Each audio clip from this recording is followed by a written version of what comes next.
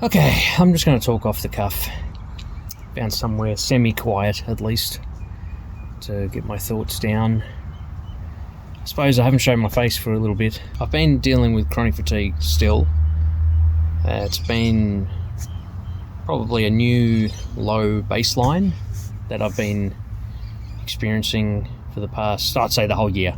It's just sort of stayed fairly low,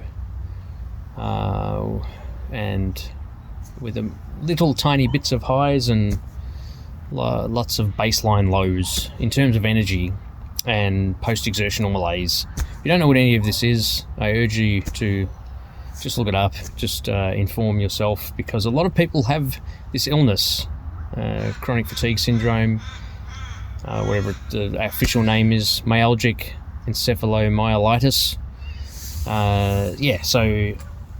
Post-exertional malaise, that's the symptom, and it's horrible, and you've got to pace yourself.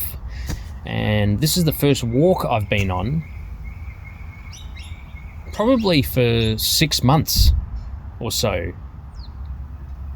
What are we? It's August, end of August. Seriously, I'd say 6 months.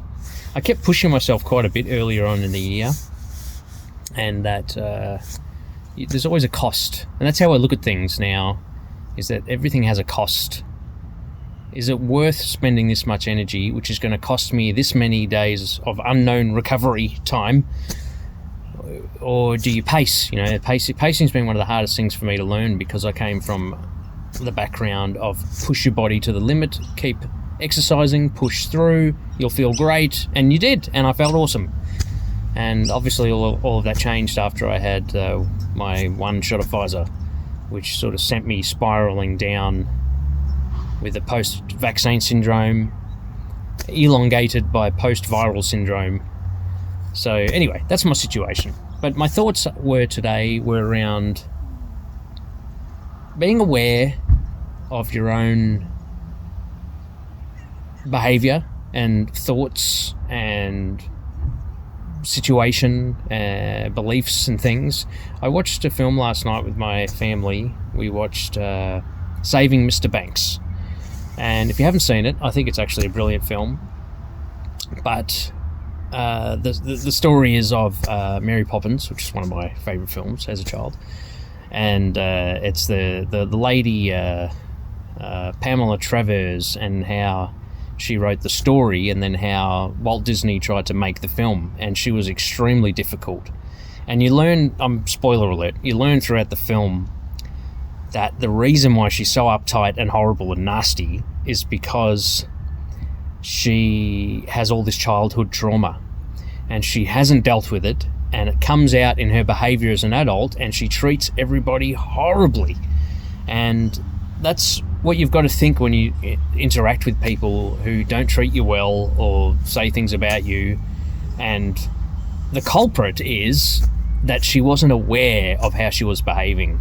She wasn't aware of the fact that that's what was causing her to act in that way, was the way she looked at her past and the beliefs that she had. She was just so unaware of it.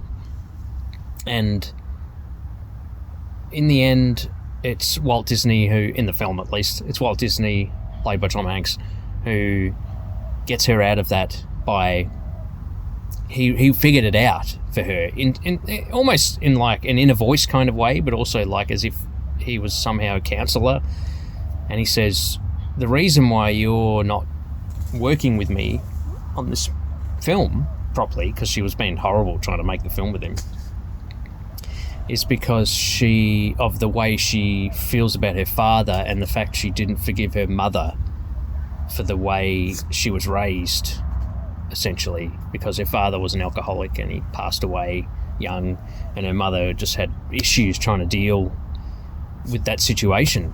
And he was saying, we'll make a film that will save your father forever, at least in the imagination. And the imagination's more powerful than, you can say, the past, but what even really is the past? The past is just your imagination. The past is just thoughts. That's all the past is. It's whatever you think it is in the present moment. So to say something is or something is that happened, and belief structures that you have around it that influence the way that you're behaving today, that can change. And I think you have the power to choose what you want to change for who you want to be. Like I look at it as like an empowering tool, as opposed to trying to find what actual objective truth is about the past. Like, I actually don't think that's important, what objective truth is. Objective truth is just like an agreed upon truth that we have between each other and ourselves, trying to take out any attachment or bias or perception that we have of something to call it truth, because obviously these things influence truth. So when we objectify the truth, we take ourselves out of the picture, and we're just trying to see something for what it is. But I think you have an opportunity to choose what you want to believe about it, and in turn that can affect your present moment and how you feel, things like that. And this might just sound like I'm rambling. Actually, I am. So I hope this makes sense. I use this as a excuse to, like, this film interpretation and things like that, and this sort of empowering idea about belief with the situation I'm in, which is I have a debilitating illness that has affected me massively, and I wouldn't wish it upon anybody, and it's a horrible illness, and not many people understand it unless they know someone that's gone through it or they've gone through it themselves, which is understandable, because I think I was one of those people, to be honest, before I had this. So,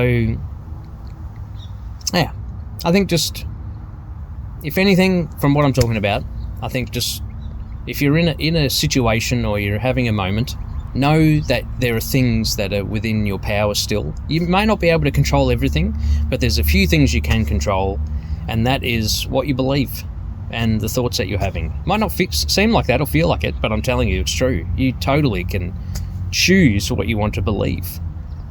So I hope you found that empowering. I don't know if you did, but I do. And you can use it to change your present situation and ultimately your future, I guess. So, yeah. Anyway, I find an immense amount of peace trying to be in the present moment, when nothing else matters but your breath. The in and out of life into your lungs. Just everything slows down and everything stops. It's an amazing meditation to do that. Anyway, before I just keep talking to hopefully somebody, you watching this, I hope you're well. Peace to you, and I love you.